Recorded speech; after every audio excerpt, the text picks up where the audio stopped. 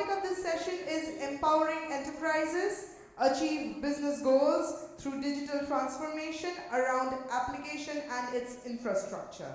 To present this session, may I invite on stage Mr. Kelvin Samuel, Business Head, iValue Info Solutions Private Limited. A huge round of applause as we welcome him on the stage.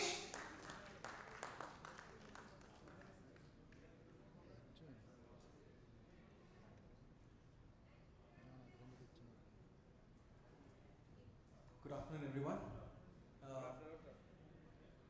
Yeah, I think I'm right on the spotlight between the lunch and this particular session. And yeah, looking at me, I think they've chosen me to give this session because I come from Kata Pita Kandan. And yeah, I'll try and see if I can keep this session as light as possible. Can we have the presentation, please?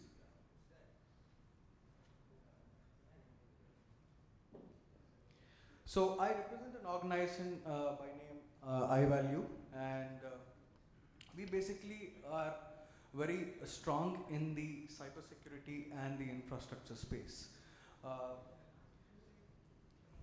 And what basically is, I just want to give you a brief on where do we come from and what is our pedigree.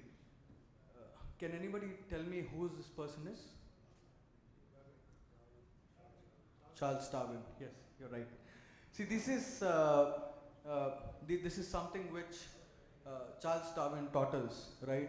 Is basically the survival of the fittest and struggle for existence. And we are a company which is born out of recession, and hence we had to, carve ourselves out from the mainstream distribution and kind of be relevant to the market. So from day one onwards, we had to ensure that we are relevant to the customer space and the technologies that we bring in, because it can't be mainstream. And we had to build our own ecosystem of both partners and customers, and we had to focus on business outcome investment. See, today I think a lot of eminent panelists and eminent personnel did specify on business outcome investments that you actually make. When you actually go to the board and present and kind of seek for an investment in the IT, it becomes very important to kind of justify to them in terms of the ROI that you get. So hence we had to focus on this particular point and the kind of technologies that we bring to the table to ensure that customer basically is able to get a business outcome on the technology investments that they make. So this was one important thing that we drive in the organization today. This has been a snapshot. We've started us as an organization in 2008, and we started off with a focus on core security and information lifecycle management. That was one of our go-to-market at that point of time. We received our first PE investment in 2019, which is about $18 million, and today we are almost $175 million revenue company. And our focus today, so what I'm going to probably drive in the next 5-10 minutes, I'm going to keep it really sweet and short. So in the next 5-10 minutes, we're going to basically touch upon a very important subject, which is the application lifecycle management. And this is our geo presence, and this is our current stature of the organization. We're about 200 plus employees in the organization. With about 35% of the investments that we make is on pre-sales. Like 35% of our employees are technology driven. Though we are here to sell, but then most of it is technology driven. We have a consultative approach when we go to the customer and meet them. Okay, any idea on how many apps are there on the Apple Store?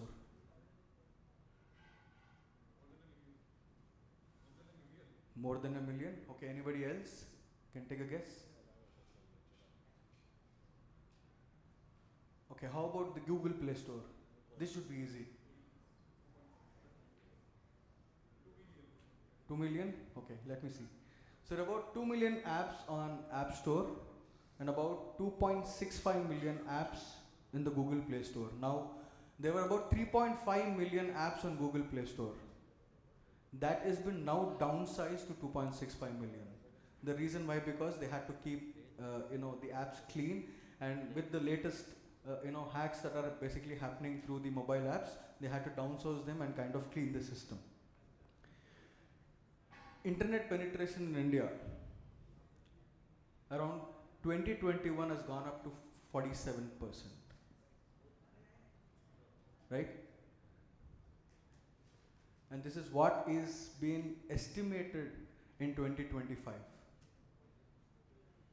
I'm sure that this is not a surprise to us, because I'm sure that today, even in the house, the white collar workers that basically work at our place, I come across a situation where the maid at my house basically says that sir आप Paytm कर दीजिए मेरे को आज का मतलब इस महीने का जो salary आप पेटीएम कर दीजिए.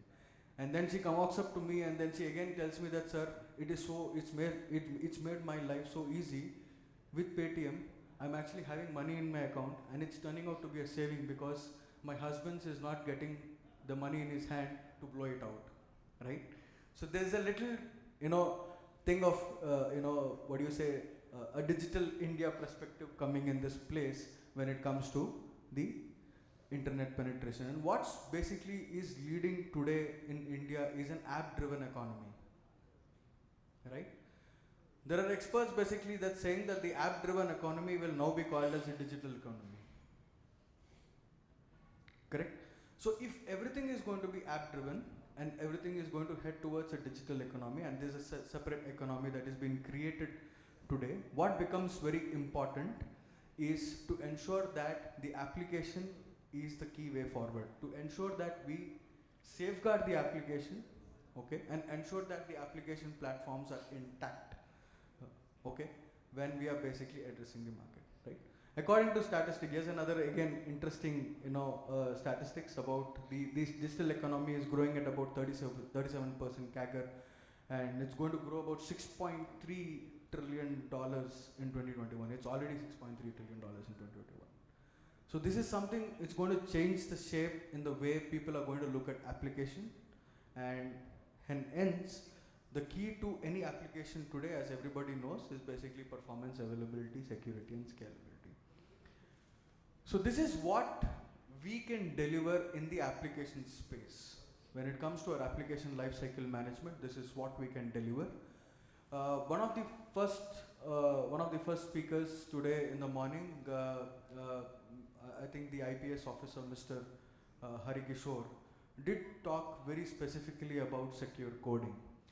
Like, we all know that security is about, I would say 60 to 70% is awareness and about 30% is what basically the technologies that you use.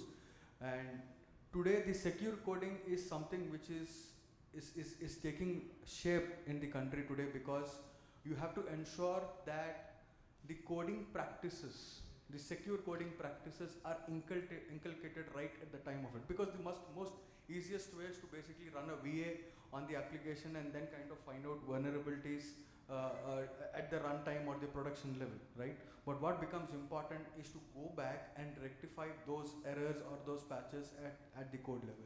So this is something which we are trying to inculcate right from the coding level itself, so that the developers and all can actually start using the best practices. So there are certain tools, there are certain repositories. We are partnered with certain technologies that can help in this particular secure coding process.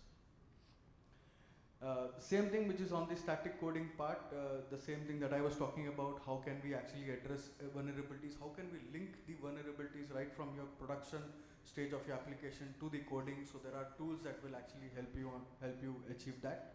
So this is something which we also are doing. Most importantly, right, the middleware part. So basically when you actually code an application and then you have certain APIs and platforms and certain middlewares which actually come into place, and they actually start talking to third-party applications. So how is that I ensure that there is security on that as well? So there are again technologies and tools that we also partnered with. We can help you in this journey. The reason why I have not mentioned the brands and the solutions over here is for a reason, because once we start having a conversation, we'll be able to help you and position the right solution and the right product. I think on the right side of the application, whatever we have taught, whatever I've spoken right now is on the shift left of the application, right?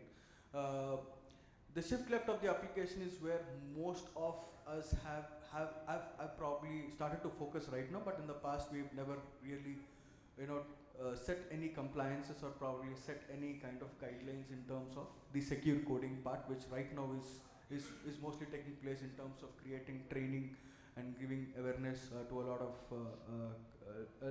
of developers out here. The easiest the part on this on the right side is something which everyone have definitely looked at and definitely have dealt in the past, especially when it comes to the multi-cloud, the public cloud deployments and the private cloud deployments. The app hosting, basically, I mean, we take care of the availability of the app, right from your load balancing to the traffic management and everything.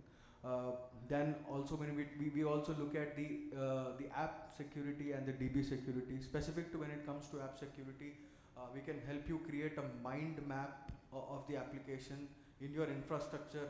If a particular application goes down, what is the impact on the balance 200? Like, organizations don't just run one application, two applications. There are organizations who run about a pair of 200, 300 applications together. So what if one application or two application goes down? What is going to be the impact of that on the balance 180 or 180 plus applications over there? So how is that you're going to take care of that? So that is something which we can help you in creating a mind map of the application. App monitoring is something which is also taking part. I mean, there are organizations who have definitely looked at application monitoring and have implemented solutions around it. But what is actually changing the game in the application monitoring is to ensure that the application mind map and the application monitoring are actually talking to each other, ensuring that the application and the user experience is actually taken care of at the customer side.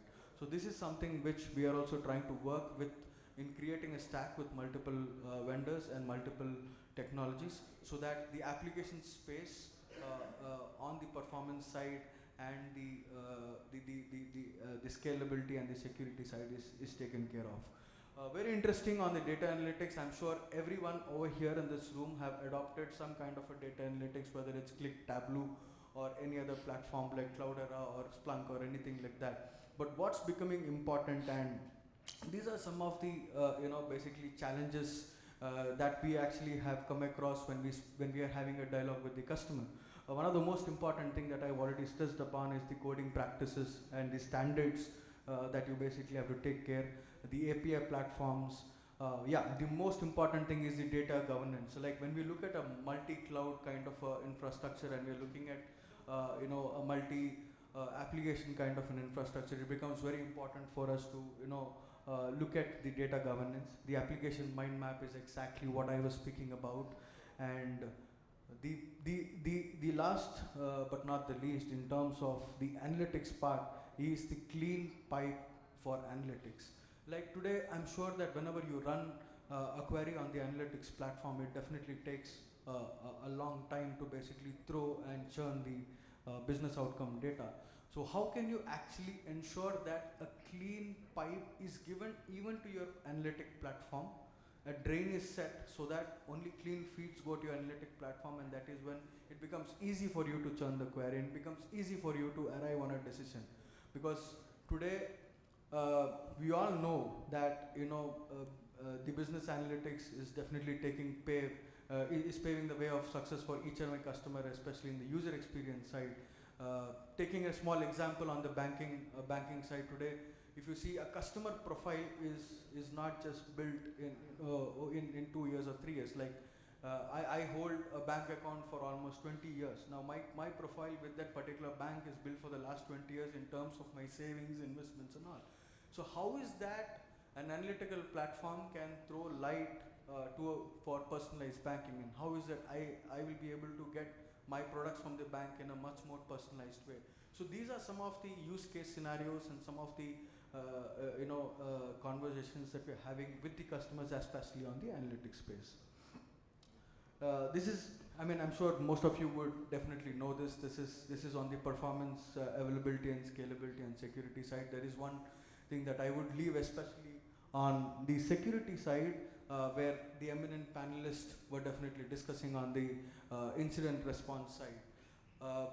We are in conversations like there are the panelists have definitely discussed more on the incident response and what to be response, what guidelines to be set internally, how do we actually report to certain and all.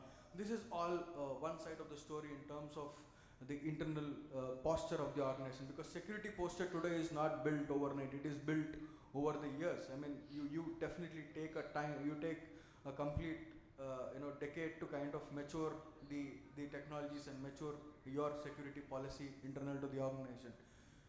Today we are talking to technologies and we are talking to brands that can actually help a customer negotiate with the hacker as well. You are hacked, you are supposed to pay a ransom. We are trying to talk to organizations who can step in, who can help you negotiate with the hacker and then pay to the hacker on your behalf. Because you definitely don't want to leave a record of you making a transaction with the hacker. So these are some of the very innovative technologies that we bring to the country today. We've known in the country to bring these kind of niche and very prominent technologies in the cybersecurity space, whether it's the prominent OEMs, like we also work with Forcepoint, we bring Checkpoint to India as well. So we have one of the prominent VADs in the country who've been able to bring such niche and important technologies. We were one of the first VAD to bringing the PIM-PAM solution to the country. So like that, we as a team today in our organization, we work so that we bring these technologies to the country and ensure that customer life is made easy with respect to the business outcome. So these are the OEMs that we are partnered with, and it's quite, we're about 70 plus OEMs and most of them in the cyber security space, and most of them addressing the incident response and most of them also on the SIM space. So we definitely have a great play to play in the cyber security space. We'll be around, so please do reach out to us. We'll definitely help you in the cyber security journey. That's it from me. I'm sure that I kept it short and sweet, and yeah, see you at the lunch.